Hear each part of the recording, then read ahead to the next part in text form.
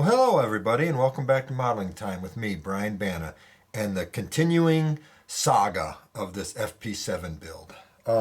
So the last video I showed you I tried to show you the chipping techniques that I use, and I'm going to be doing a little bit different paint, or using a different paint to see if the chipping comes out in a different pattern or more of a hard edge.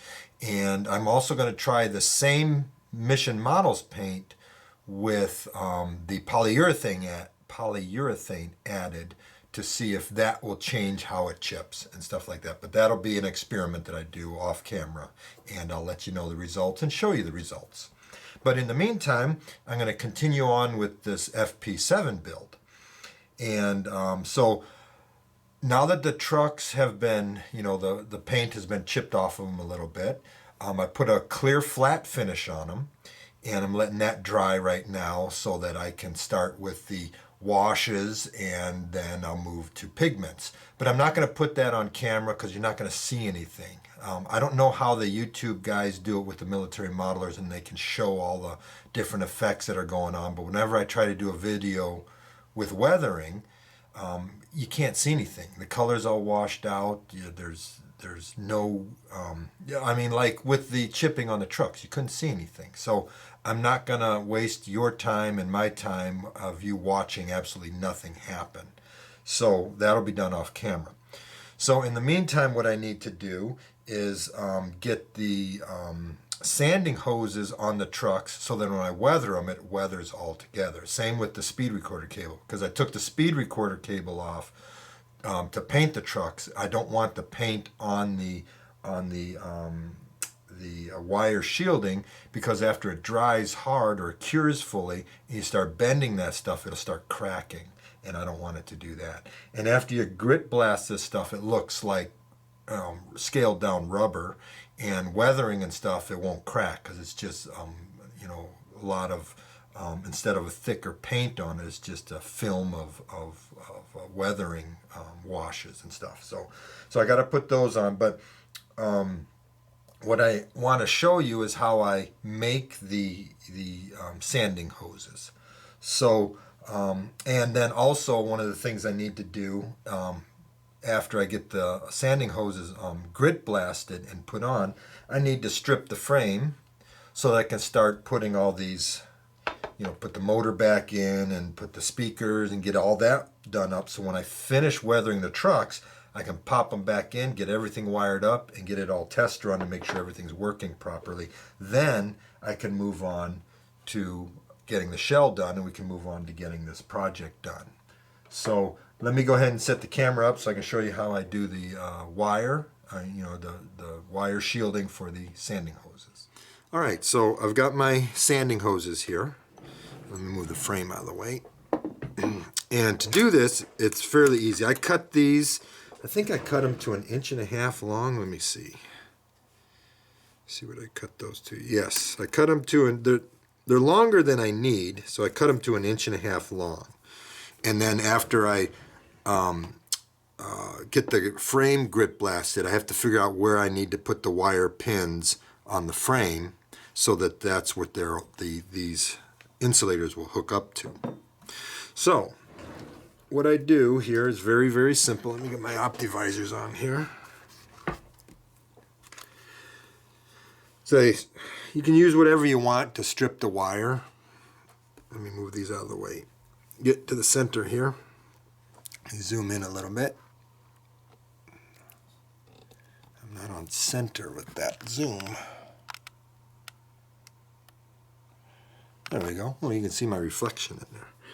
So I cut these to 1.5 inches long, and then what I do is I just strip a little bit off the end. Try not to cut the wire. Just strip a little bit off the end like that.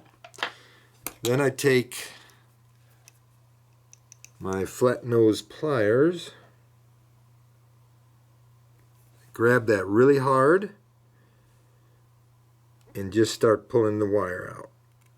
See how it buckles up a little bit there? So you want to straighten that out so you don't stretch it too much.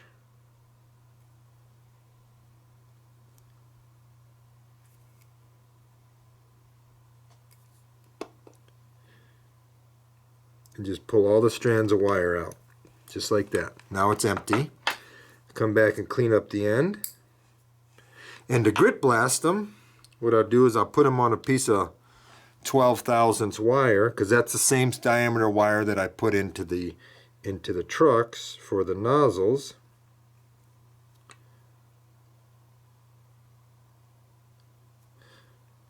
And then I can grit blast that like that. So that's basically it. So I'll get the rest of these done, and then I'll go grit blast them, and there'll be a nice dull finish that'll accept washes real nicely.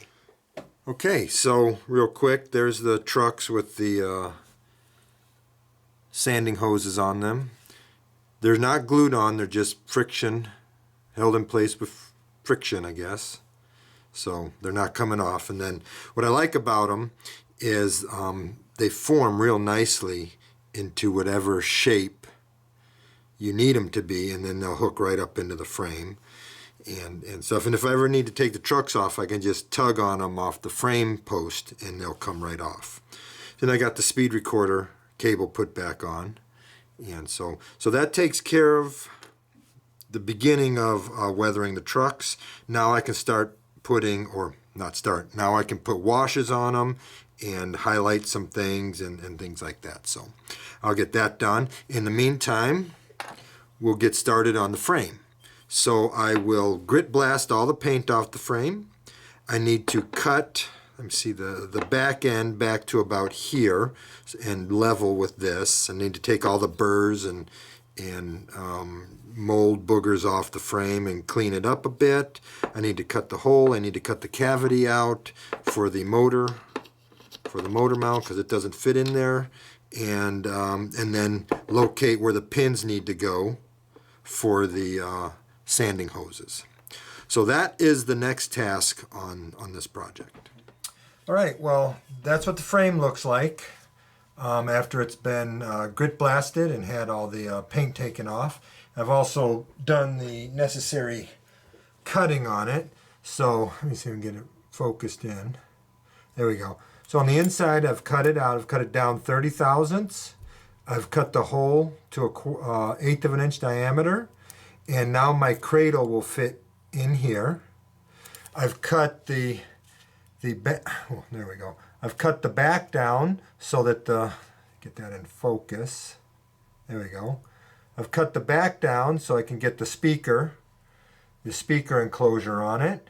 And I've got the holes drilled and threaded here, here, here, and here, and here, and here. So this is now ready for a coat of primer gray. You'll notice I have gloves on because I just washed it and I don't want to get any oils on it. So I'm going to go shoot it in primer gray.